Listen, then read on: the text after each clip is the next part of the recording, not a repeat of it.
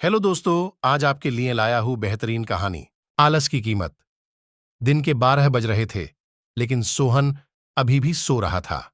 उसकी मां सुमित्रा ने आवाज दी, सुमित्रा उठ जा बेटा, देख सूरज सर पर चढ़ाया है।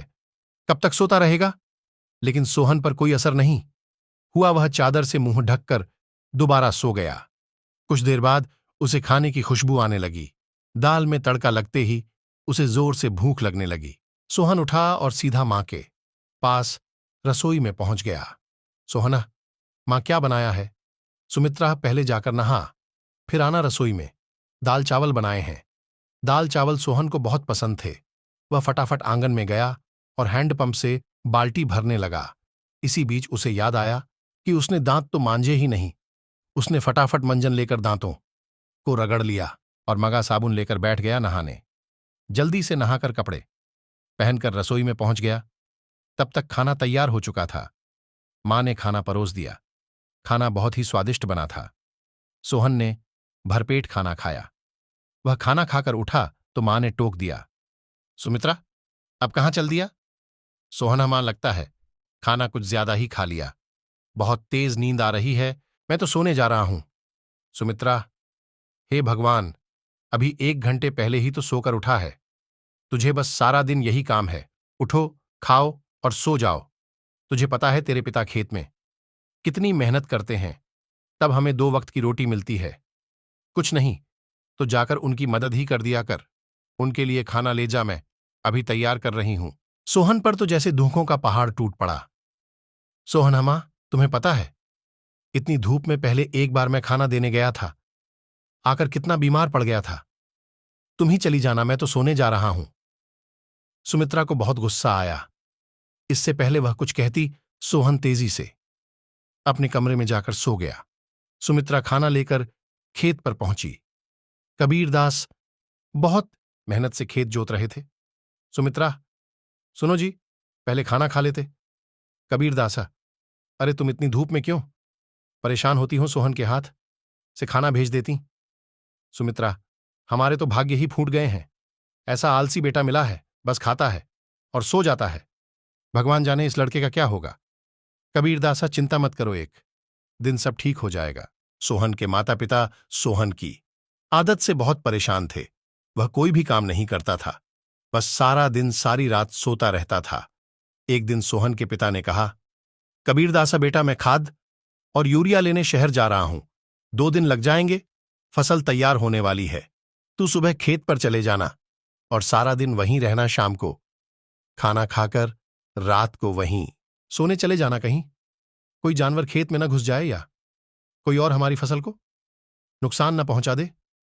सोहना, पिताजी, मुझसे ये सब नहीं हो पाएगा, आप मां को बोल दीजिए। कबीरदासा, नालायक, खेत की देखभाल आदमियों का काम होता है।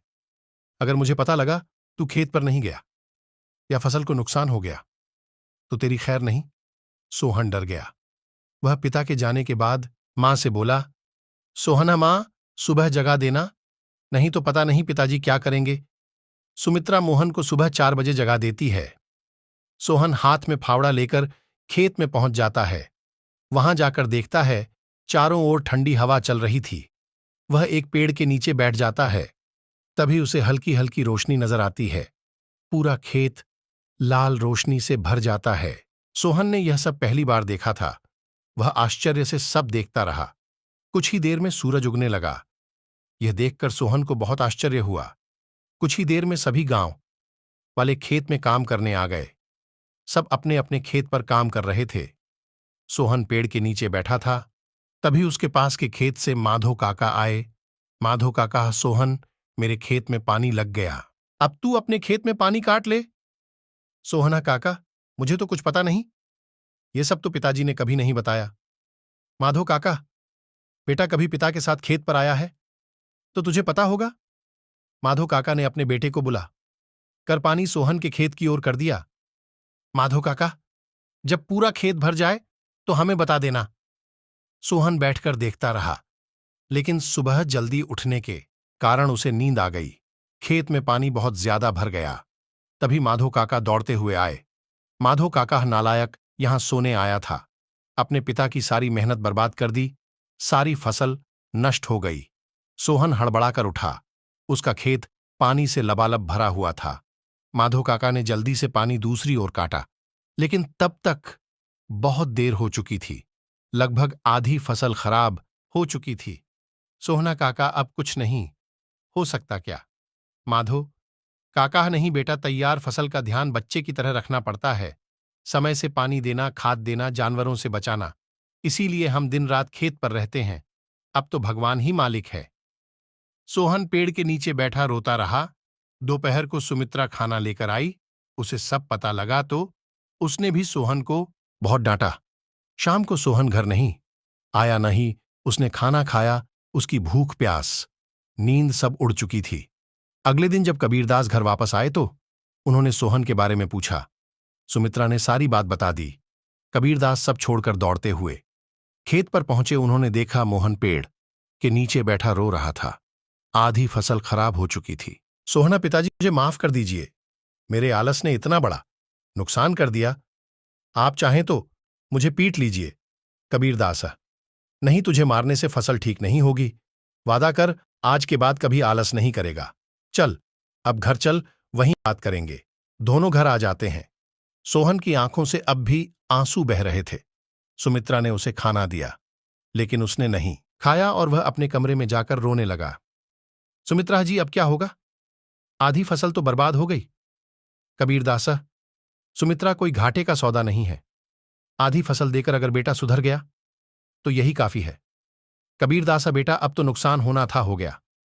अब हमें कल से आधे खेत की फसल उखाड़ कर दोबारा बोनी होगी। कबीरदास ने सोहन को बुलाया। सोहना, पिताजी, आप बाकी आधे खेत में खाद यूरिया लगा कर उसे काटने का इंतजाम कीजिए।